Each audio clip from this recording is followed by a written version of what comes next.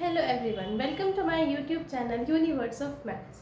तो आज के लेक्चर में हम कवर करेंगे क्वेश्चंस ऑन कार्टेशियन प्रोडक्ट। तो चलिए स्टार्ट करते हैं। हमारे पास फर्स्ट क्वेश्चन क्या गिवन है, हमें सेट ए दे रखा है 1 2 3, सेट बी दिया है 4 5 और सेट सी दे रखा है 1 2 3 4 5। हमें फाइंड क्या करना है, सबसे पहला हमें फाइंड करना है ए क्रॉस बी। तो हम चलिए पहले लिखते हैं फर्स्ट हमें फाइंड करना है ए क्रॉस बी। तो ए क्रॉस बी मान लेते हैं कि ए कॉमा बी टाइप की इसमें ऑर्डर पेयर्स आएंगे सच दैट हमारे जो स्मॉल ए है वो कहाँ बिलोंग करेंगे, इस सेट में जो पहले लिखा है उसमें, विच इज कैपिटल ए। तो हमारा स्मॉल ए सेट ए में बिलोंग करेगा और स्मॉल बी सेट बी में बिलोंग करेगा। तो हम देखते हैं, हमारा ए दिया है हमें, ए क्रॉस बी क्या लिखाएगा, हमारा ए सेट है हमारे पास 1 2 3 क्रॉस बी सेट है हमारे पास 4 5। इसका मतलब कि ए के हर एलिमेंट के पेयरिंग बी के हर एलिमेंट के साथ हो जाए। तो हम कराते हैं पहले 1 की 4 के साथ, फिर 1 की 5 के साथ, सिमिलरली 2 की 4 के साथ, 2 की 5 के साथ, फिर 3 की कराएंगे 3 की 4 के साथ और 3 की 5 के साथ। यही हमारे पॉसिबल नंबर ऑफ पेयरिंग्स बनेंगी।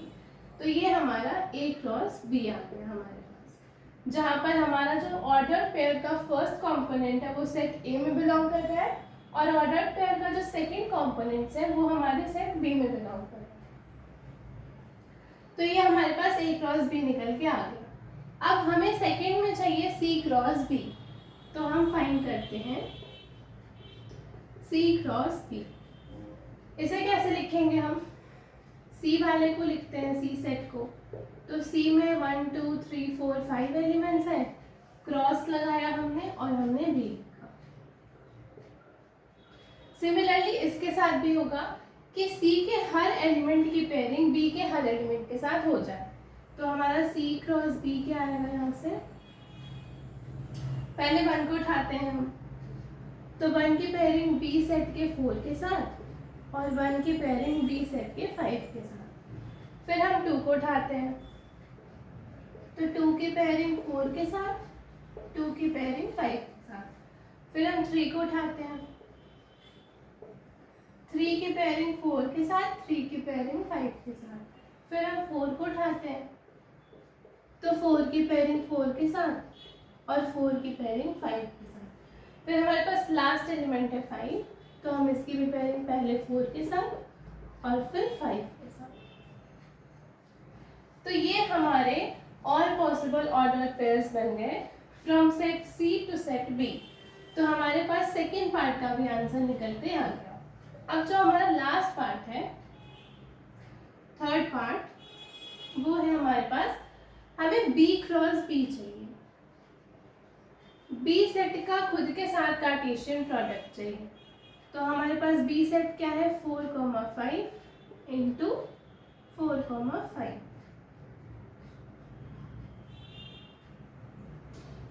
तो पहले हम यहाँ से 4 को उठाते हैं, तो 4 की पेयरिंग 4 के साथ और 4 की पेयरिंग 5 के साथ। फिर सेकेंड वाले एलिमेंट को उठाते हैं, तो 5 की पेयरिंग 4 के साथ और 5 की पेयरिंग 5 के साथ। तो ये हमारे पास फर्स्ट पार्ट और सेकेंड पार्ट, थर्ड पार्ट, तीनों के आंसर्स निकल कर आ गए।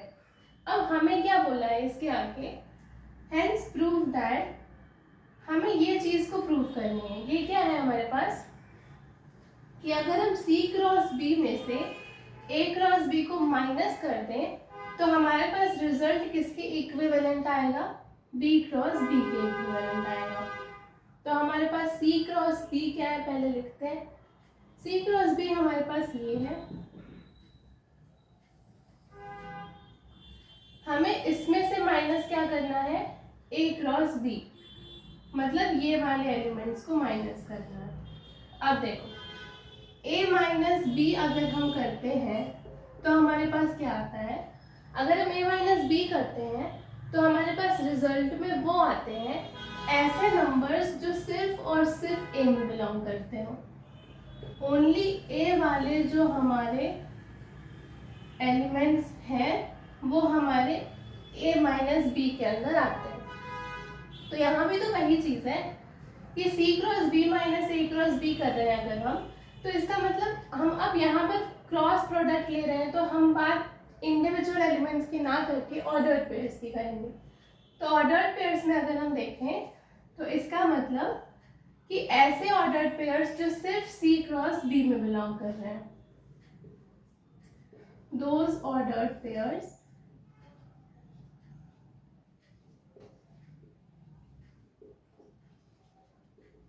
which belong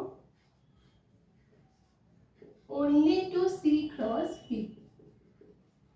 तो हम यहाँ पर कंपैरिजन कर देते हैं।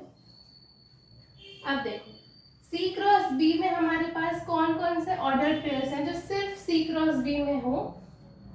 तो हम पहले क्या करेंगे, इंटरसेक्शन वाले पार्ट्स को माइनस कर देंगे।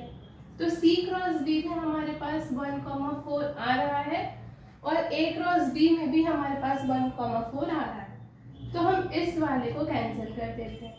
ठीक, अब देखो 1,5 हमारा C क्रॉस B में भी है और 1,5 हमारा A क्रॉस B में भी है। तो ये सिर्फ और सिर्फ C क्रॉस B में तो नहीं आ रहा है, तो हम इसको भी कैंसिल कर दिए। अब हमारे पास 2,4 C क्रॉस B में भी है और 2,4 A क्रॉस B में भी है, तो हमने इसे भी कैंसिल आउट कर दिया। सिमिलरली 2,5 भी है हमारा दोनों में, तो हमने इसे भी कैंसिल किया। 3,4 भी है तो इसे भी कैंसिल किया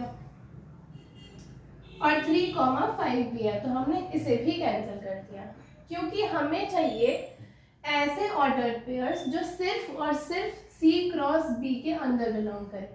तो ये जितने भी ऑर्डर्ड पेयर्स हमने कैंसिल किए वो C क्रॉस B में भी बिलोंग कर रहे हैं और A क्रॉस B में भी बिलोंग कर रहे हैं। तो हमारे पास बचे कितने एलिमेंट्स ऑर्डर्ड पेयर्स वो हम लिख लेते हैं।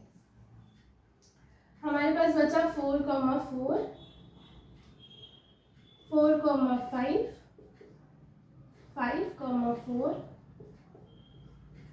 और लास्ट में 5,5 है। ये हमारे पास C cross B minus A cross B के एलिमेंट्स हैं। This is equal to C cross B minus A cross B। अब देखो हमें प्रूफ करना था कि दिस अगर हम ये चीज करते हैं तो हमारे पास जो ऑर्डर्ड पेयर्स का सेट निकल के आएगा वो किसके इक्वल आ जाएगा, B क्रॉस B के। तो हमारे पास यहाँ पर 4 एलिमेंट्स आए जो कि है 4,4, 4,5, 5,4 और 5,5। अब B क्रॉस B में हमारे पास कौन कौन से एलिमेंट्स हैं, सेम एलिमेंट्स हैं जो हमने इनको माइनस करके निकाला, विच इज 4,4, 4,5, 5,4 और 5,5। इसका मतलब कि हमारे पास C cross B minus A cross B किसके इक्वल आ गया, B क्रॉस B के। हमें यही चीज प्रूफ करनी थी और हमने यहाँ पे इनसे माइनस करके ये ला दिया which is equal to B cross B। तो हमारे पास ये प्रूव हो गया फर्स्ट क्वेश्चन। अब बढ़ते हैं हम नेक्स्ट क्वेश्चन की तरफ। अब यहाँ पर हमारे पास एक नेक्स्ट क्वेश्चन है। ये क्या है, हमें गिवन है if each one of the two sets, हमारे पास दो सेट्स गिवन है, सेट A एंड B, और हमें क्या बोल रहा है कि if each one of the two sets A and B has 3 elements. इसका मतलब कि हमारे पास A में भी 3 एलिमेंट्स है, so this implies cardinal number of A हमारे पास कितना है, 3, और ईच वन बोला है तो B हैज आल्सो 3 एलिमेंट्स। इसका मतलब कार्डिनल नंबर ऑफ B भी हमारे पास कितना हो गया, 3। हमें पूछा है how many elements are there in A cross B। हमें बताना है कि cardinal number A cross B में कितने नंबर ऑफ एलिमेंट्स हैं। तो ये इसका फॉर्मूला है, this is equal to cardinal number of A into cardinal number of B। ये हमें दिया है 3, तो हमने लिखा 3 into cardinal number of B भी हमें क्या गिवन है, 3। सो इसका मतलब कि cardinal number of A cross B हमारे पास कितना आ गया 9। इसका मतलब टोटल नंबर ऑफ एलिमेंट्स हमारे जो ए क्रॉस बी में आएंगे वो कितने आएंगे 9। अब इतना पार्ट तो हमारा हो गया। अब बढ़ते हैं आगे। यहाँ क्या बोला है कि if 3 of the elements in A cross B, हमें इस ए क्रॉस बी के 3 एलिमेंट्स की जानकारी ये क्वेश्चन दे रहा है कि if 3 of the elements in A cross B, हमें 3 एलिमेंट्स के बारे में पता है जो ए क्रॉस बी में बिलोंग कर रहे हैं। तो इसका मतलब कि ऑर्डर्ड पेयर 2, 3, ऑर्डर्ड पेयर 4, 4 और ऑर्डर्ड पेयर 6, 6 हमारे कहाँ बिलोंग कर रहे हैं, ए क्रॉस बी के अंदर बिलोंग कर रहे हैं। ठीक, हमें इस ए क्रॉस बी में total number of remaining elements बताने हैं। ठीक, ए क्रॉस बी में कितने नंबर ऑफ एलिमेंट्स है हमारे पास 9। हमें 3 एलिमेंट्स के बारे में पता है कि ए क्रॉस बी के 3 एलिमेंट्स हैं हमारे पास, ये जो कि 2, 3, 4, 4 और 6, 6 है। हमें बताने हैं बाकी के रिमेनिंग नंबर ऑफ एलिमेंट्स। ठीक, अब देखो इसको इंडिविजुअल करके समझते हैं। 2, 3 हमारा कहाँ बिलोंग कर रहा है, ए क्रॉस बी के अंदर। तो इसका मतलब कि हमारा 2 कहाँ से आ रहा होगा, सेट ए से, और 3 कहाँ से आ रहा होगा, सेट बी से। तो अगर हम सेट ए और सेट बी के बारे में लिखें तो सेट ए में हमारा क्या आ गया, 2 आया, क्योंकि 2 हमारा सेट ए से आ रहा है।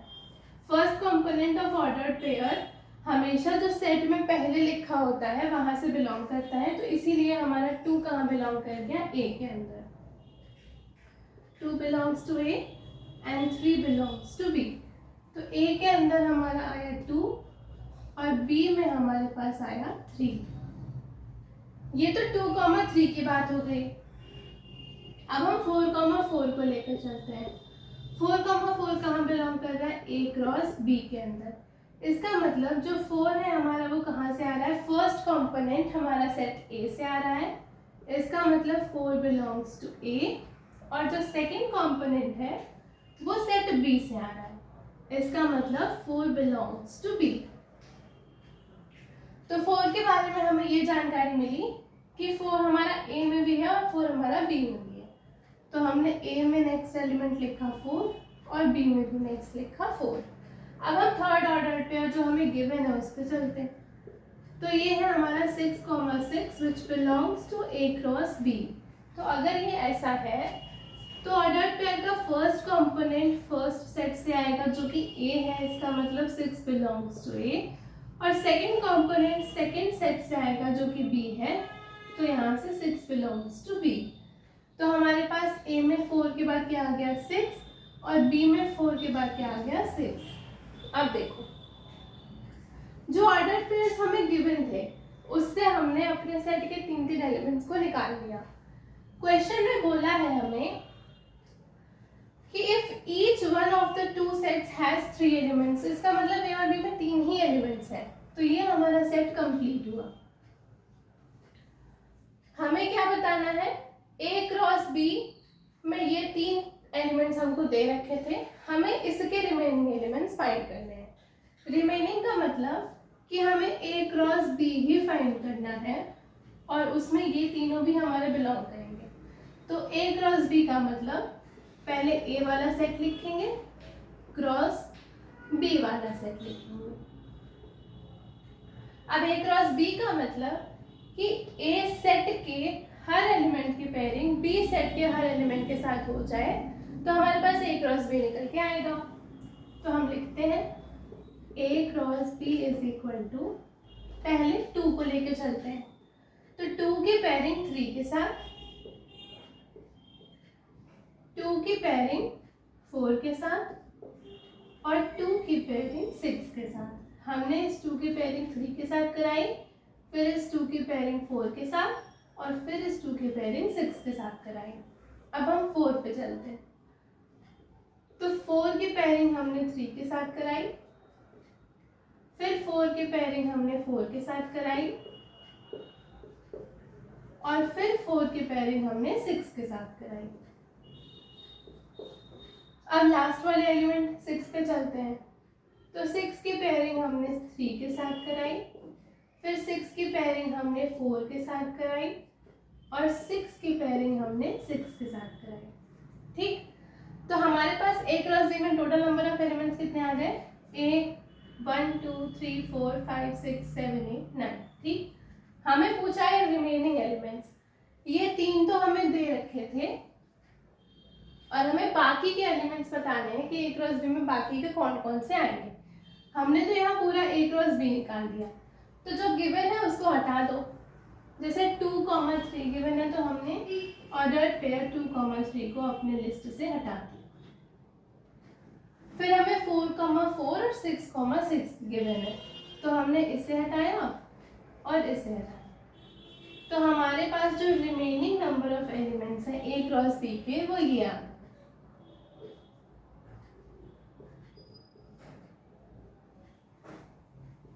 यहाँ लिख देंगे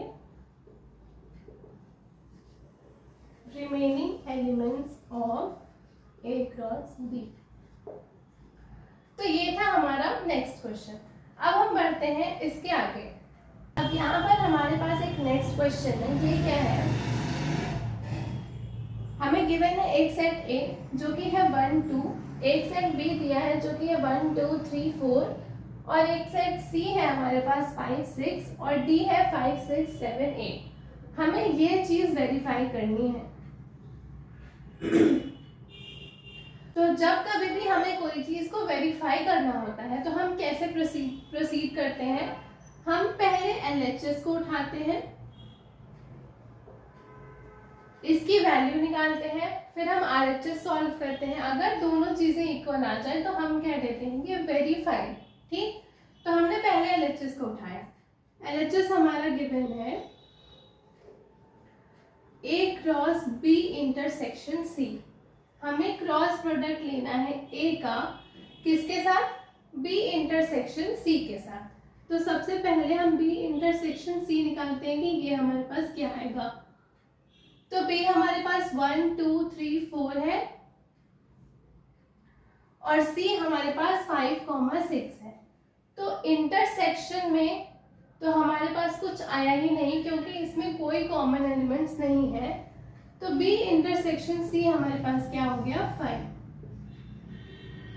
अब आपने कल की क्लास में एक रिजल्ट पढ़ा था कि अगर हमारे पास कोई सेट A है, हम उसका क्रॉस प्रोडक्ट 5 के साथ निकालते हैं तो दैट कम्स टू बी 5। तो ये हमें 5 ही मिलता है। तो सिमिलरली हमारे पास A cross B intersection C क्या आ गया? A cross 5 which is equal to 5। तो हमारे पास LHS हमारा जो आया निकल के लेफ्ट हैंड साइड वो आ गई 5। अब हम RHS निकालते हैं। तो राइट हैंड साइड पे हमारी क्या वैल्यू दे रखी है? A क्रॉस B का इंटरसेक्शन निकालना है हमें A क्रॉस C के साथ। तो A हमारे पास क्या है? हम पहले A क्रॉस B निकालते हैं। तो A क्रॉस B का मतलब सेट 1, 2 का क्रॉस विथ 1 2 3 4। इसका मतलब कि A के हर एलिमेंट की पेयरिंग B के हर एलिमेंट के साथ हो जाए। तो ये हमारे पास क्या आएगा? 1 को उठाते हैं पहले, तो 1, 1 फिर 1, 2 फिर 1, 3 और 1, 4। फिर 2 को उठाते हैं तो 2, 1 2, 2 2, 3 और 2, 4। ये हमारे एलिमेंट्स आएंगे A क्रॉस B के अंदर। अब हमने निकालना है A cross C। A cross C का मतलब A हमारे पास 1, 2 है और C हमारे पास 5, 6 है। तो ये हमारे पास आएगा 1 का हम निकालेंगे 5 के साथ, तो 1 की पेयरिंग 5 के साथ, 1 की पेयरिंग 6 के साथ, फिर 2 की पेयरिंग 5 के साथ, 2 की पेयरिंग 6 के साथ। अब हमें क्या निकालना है? इसमें और इसमें जो कॉमन पार्ट है वो हमारा आएगा A cross B intersection A cross C के अंदर। तो हमें ए क्रॉस बी का इंटरसेक्शन चाहिए ए क्रॉस सी के साथ। ए क्रॉस बी में हमारे पास कौन कौन से एलिमेंट्स है, 1,1 जो इसमें नहीं है, 1,2, 1,3, 1,4। आप देखो तो आपको इन दोनों में कोई भी कॉमन ऑर्डर पेयर नहीं मिल रहा है। इसका मतलब कि हमारे पास ये भी क्या आ गया 5। तो यहाँ से हमारे पास क्या आ गया, left hand side is equal to right hand side. Left hand side is equal to right hand side आ गया। इसका हमें यही वेरीफाई करना था कि अगर हम ये निकालें B इंटरसेक्शन C निकाल के अगर A cross B intersection C निकालें तो वो किसके इक्वल आएगा, A cross B intersection A cross C के। तो हमने पहले ये निकाला, ये भी हमारे पास 5 आ गया, और फिर हमने ये निकाला तो ये भी हमारे पास 5 आ गया। इसका मतलब ये दोनों सेम है, हेंस हमारा जो क्वेश्चन था वो वेरीफाइड हो गया। अब इसी क्वेश्चन में हमें क्या करना है, एक सेकेंड पार्ट को इंट्रोड्यूस करती हूँ मैं। हमें क्या करना है, हमें बताना है कि A cross C is a subset of B cross D। यहाँ पर हमारे पास एक सेट D है, हमें ये बताना है कि A क्रॉस C हमारे पास B क्रॉस D का एक सबसेट आएगा। तो हम A क्रॉस C वाले को रहने देते हैं, बाकी सबको रख देते हैं।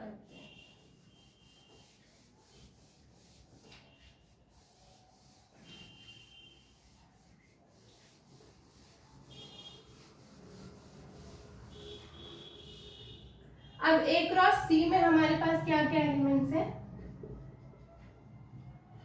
1,5, 1,6,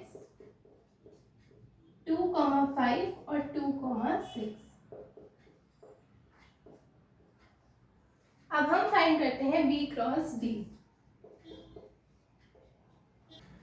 B क्रॉस D का मतलब पहले हम सेट B लिखते हैं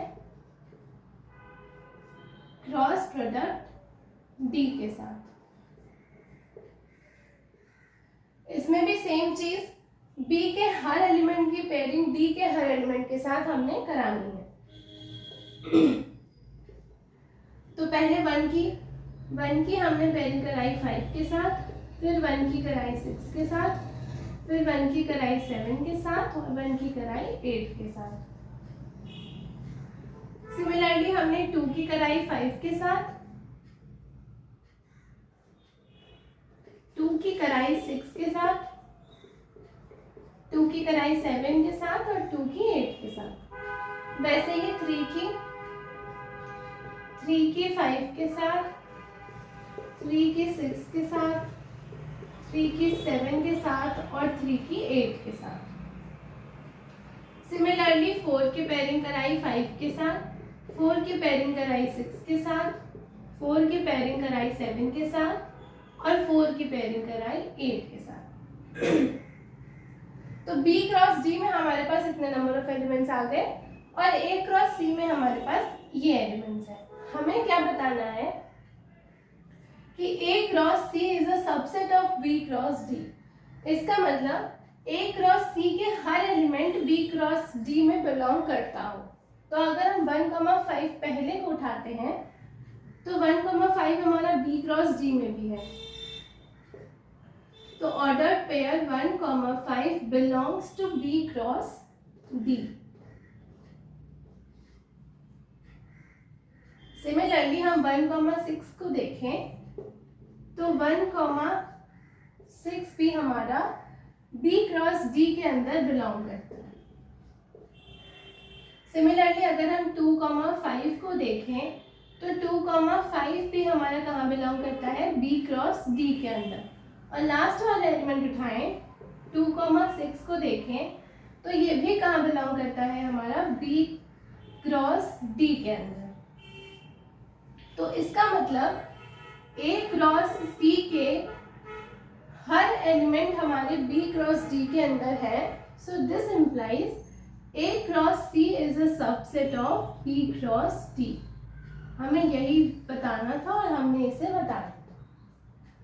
अब हम बढ़ते हैं नेक्स्ट क्वेश्चन की तरफ। अब देखो, ये हमारे पास एक नेक्स्ट क्वेश्चन है। हमें सेट A गिवन है 1 2 3 4 और हमें सेट B गिवन है 4, 5। इस क्वेश्चन में क्या करना है, रिप्रेजेंट करना है A क्रॉस B और B क्रॉस B को पिक्टोरियली यूजिंग एरोस। हमें पिक्चर के फॉर्म में A क्रॉस B और B क्रॉस B को दिखाना है कि ये कैसे वर्क करते हैं। तो इसके लिए हम क्या करेंगे, हमें A क्रॉस B चाहिए। हमने पहले यहाँ पर एक सेट A बनाया जिसमें कौन कौन से एलिमेंट्स हैं, हमने लिखा 1, लिखा 2, 3 एंड 4। ये हमारा A सेट को डिनोट कर रहा है और हमें B सेट में दिया है 4 और 5। तो हमने एक सेट B बनाया, यहाँ लिखा 4, यहाँ लिखा 5 और ये हमारा सेट B हो गया। अब क्या है यहाँ पे, हमें A क्रॉस B निकालना है। इसका मतलब हमें फाइंड करना है इन दोनों सेट से A cross B। It means कि A सेट के हर एलिमेंट की पेयरिंग B सेट के हर एलिमेंट के साथ हो जाए। ठीक, तो पहले हम A सेट के पहले वाले एलिमेंट की बात करते हैं जो कि है 1। तो इसका मतलब 1 की पेयरिंग B के हर एलिमेंट के साथ हो जाए, मतलब 1 की पेयरिंग 4 के साथ, 1 की पेयरिंग 5 के साथ। तो हमने 1 की पेयरिंग कराई 4 के साथ एक एरो से और फिर हमने इस 1 की पेयरिंग कराई किसके साथ, 5 के साथ। तो इस सेट के फर्स्ट एलिमेंट जो कि 1 है उसकी पेयरिंग इस सेट के दोनों एलिमेंट के साथ हो गई। अब हम नेक्स्ट मूव करते हैं सेकेंड पे। तो 2 की पेयरिंग 4 के साथ, 2 की पेयरिंग 5 के साथ। तो हमारी इसकी भी पेयरिंग B सेट के हर एलिमेंट के साथ हो गई। सिमिलरली 3 की पेयरिंग 4 के साथ, 3 की पेयरिंग 5 के साथ और लास्ट में हमारे पास बचा 4। तो 4 की पेयरिंग 4 के साथ, 4 की पेयरिंग 5 के साथ। अब यहाँ पर एरो लगाओ, इसका मतलब कि आप 1 से लेकर के 4 पे जा रहे हो। हमें A क्रॉस B में स्टार्ट कहाँ से करना है, सेट A से स्टार्ट होकर के सेट B तक जाना है, क्योंकि हमारा फर्स्ट कंपोनेंट कहाँ बिलोंग करेगा, सेट A के अंदर। तो हमने इस एरो से ये दिखाया कि हमने 1 से स्टार्ट किया, हम 4 पर गए, फिर हमने 1 से स्टार्ट किया, हम 5 पर गए। सिमिलरली 2 से स्टार्ट किया, 4 पे गए, 2 से स्टार्ट किया, 5 पे गए, 3 से स्टार्ट किया, 4 पे गए, 3 से स्टार्ट किया, 5 पे गए और 4 से स्टार्ट किया, 4 पे गए, 4 से स्टार्ट किया, 5 पे गए। अब हमें नेक्स्ट चाहिए B क्रॉस B। तो सिमिलरली जैसा हमने ये किया था वैसे हम इसे भी करेंगे। हमने एक सेट बनाया B और इधर भी बनाया B। इसके अंदर है हमारे पास 4 और 5 एलिमेंट और इसके अंदर है 4 और 5 एलिमेंट। हमें क्या चाहिए, इन दोनों से मिलकर के B क्रॉस B चाहिए। तो हम यहाँ से स्टार्ट करते हैं। 4 की पेयरिंग कराई 4 के साथ, 4 की पेयरिंग कराई 5 के साथ, 5 की पेयरिंग कराई 4 के साथ, 5 की पेयरिंग कराई 5 के साथ। तो ये हमारा इस क्वेश्चन के लिए A क्रॉस B और B क्रॉस B के लिए पिक्टोरियल रिप्रेजेंटेशन है कि हम पिक्चर्स के फॉर्म में A क्रॉस B और B क्रॉस B को कैसे रिप्रेजेंट करें। तो ये हमारा एक ही क्वेश्चन था। अब बढ़ते हैं आगे। अब यहाँ पर मैंने कुछ इंपॉर्टेंट रिजल्ट्स लिख के रखे हैं। देखो, हमारा फर्स्ट रिजल्ट है कि A cross B union C is equal to A cross B union A cross C। मतलब कि अगर हम A का क्रॉस प्रोडक्ट निकालें B यूनियन C के साथ तो वो किसके इक्वल आएगा, A क्रॉस B निकाल के उसका यूनियन निकाले A क्रॉस C के साथ, तो ये चीज़ इसके इक्वल आएगी। ये हमारा फर्स्ट रिजल्ट है। सेकेंड है कि A cross B intersection C, हम B इंटरसेक्शन C निकाल लें और A के साथ उसका क्रॉस प्रोडक्ट निकालें तो वो किसके बराबर आएगा, A cross product B intersection A cross product C, ये इसके इक्वल आएगा। ये हमारी सेकेंड रिजल्ट थी। थर्ड है हमारे पास कि ए क्रॉस बी माइनस सी, हम बी माइनस सी निकालें और ए के साथ उसका क्रॉस प्रोडक्ट लें तो वो किसके इक्वल आएगा, A cross B minus A cross C के। हमारा फोर्थ रिजल्ट है कि अगर हमारे पास ए और बी दोनों कोई नॉन एम्प्टी सेट है सच दैट कि ए क्रॉस बी निकालने पर भी वही आ रहा है और बी क्रॉस ए निकालने पर भी सेम चीज आ रही है, तो दिस इम्प्लाइज कि हमारा जो सेट ए है वो सेट बी के इक्वल है। अब फिफ्थ रिजल्ट कि अगर हमारे पास ए कोई बी का सबसेट है तो जब हम ए क्रॉस ए निकालेंगे तो ये भी सबसेट आएगा किसका, A cross B intersection B cross A. इसका मतलब हम पहले ए क्रॉस बी निकालें फिर बी क्रॉस ए निकालें, इन दोनों का कॉमन पार्ट ले लें जो दोनों में कॉमन हो और ए क्रॉस ए निकालें, तो जो हमारा ए क्रॉस ए है वो सबसेट हो जाएगा इसका। ये हमारा फिफ्थ रिजल्ट था। सिक्स्थ है हमारे पास कि if A is a subset of B, तो अगर हम ए क्रॉस सी निकालें तो वो किसका सबसेट आएगा, बी क्रॉस सी का। ए अगर बी का सबसेट है तो ए क्रॉस सी हमारा बी क्रॉस सी का सबसेट होगा किसी सेट सी के लिए।